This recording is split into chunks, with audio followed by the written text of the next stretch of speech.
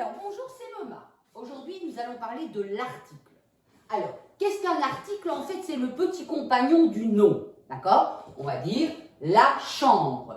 Eh bien, là, c'est l'article qui va accompagner le mot chambre. Pourquoi? Pour nous dire est-ce que c'est un chambre ou une chambre. Très vite, on voit le genre et le nombre, c'est-à-dire le genre, on va dire une chambre, le genre est féminin, et le nombre, eh bien là on voit qu'il y en a une, la chambre, ou sinon on dirait les chambres, d'accord? Alors, un stylo, c'est un article qui définit qu'il y en a un et un seul, et stylo c'est du masculin.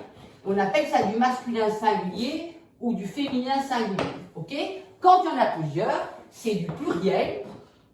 Des gommes, on dit une gomme féminin, donc c'est un pluriel féminin, ok?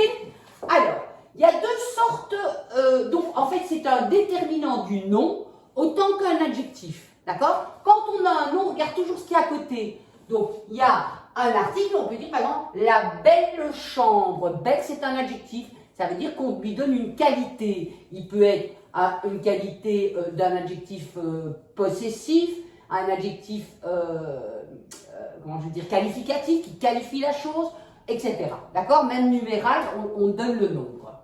Alors, il y a deux sortes d'articles, les définis et les indéfinis. D'accord? Les définis, c'est le, la, les, au, le, du, ok? Et les indéfinis, un, une, des. D'accord? Alors, quand on voit défini, indéfini, c'est assez simple. Défini, on définit la chose. C'est la gomme, ok? C'est celle-là. Et quand c'est indéfini, on dit une gomme, une parmi tant d'autres. Mais ça reste du féminin. Alors, l'article partitif, lui, c'est celui qui désigne une partie d'une matière, c'est-à-dire du pain. D'accord? Ici, on prend une partie de la chose. Le pain, c'est un pain, mais du pain, c'est une partie du pain, de la matière, d'accord? Du pétrole, du sel, ça fait pas, du sel, on ne prend pas tout le sel du monde. Alors, on fait un petit exemple. L'automne est la saison des champignons. Voilà, je vous explique bien. Donc, toujours une majuscule pour démarrer une phrase, un point pour la finir, très important. L'automne, ici, en fait, celui-là, c'est comme un automne, donc c'est le, mais comme il y a une voyelle ici, eh bien, ça devient L apostrophe. On ne va pas dire le automne. Ça, vous l'entendez, en fait. Arrêtez de trop structurer. Vous l'entendez, on ne dit pas le automne. Voilà. Alors, la saison, donc c'est la saison. On voit bien que quand il y en a une, la terminaison du nom ici, eh bien, il reste au singulier.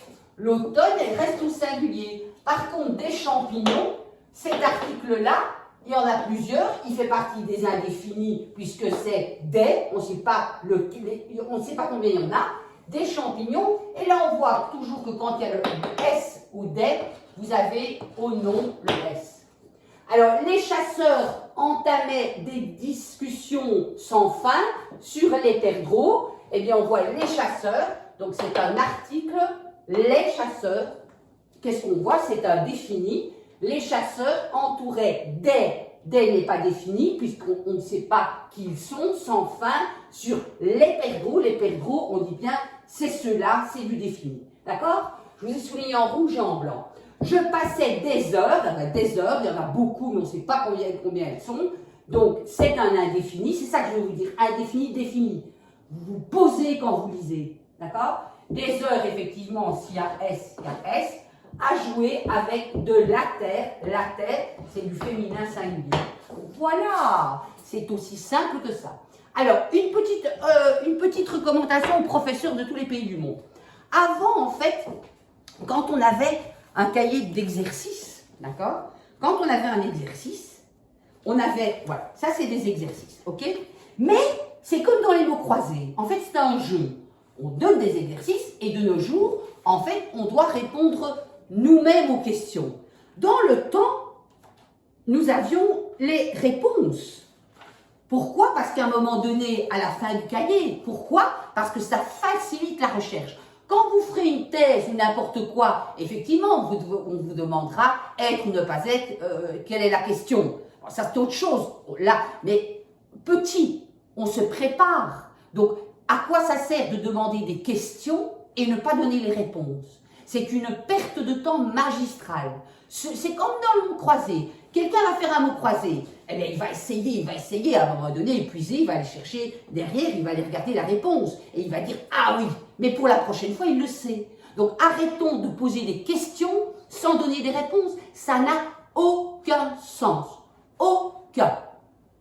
Et en plus, on ne donne pas les réponses. Que fait l'élève? Il va chercher sur Internet la réponse et il fait des copier-coller partout. Donc, revenons.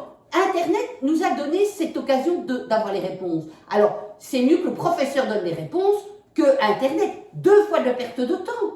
Allez, on travaille. Ciao!